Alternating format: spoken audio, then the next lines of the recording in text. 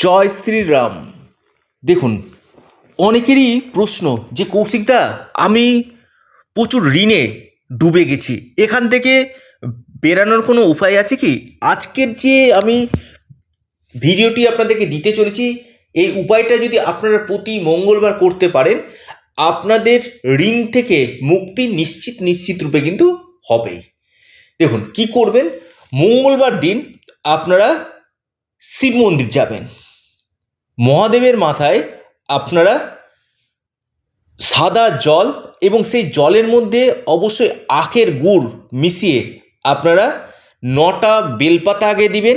9টা বেলপাতা দেওয়ার পর এই আখের গুড়ের যে জলটা রয়েছে সেটা মহাদেবের মাথায় নিবেদন করবেন এবং ঋণ মুক্তির প্রার্থনা করবেন এবং পাশাপাশি ওম নমঃ শিবায় আপনারা 11 মালা জপ করবেন।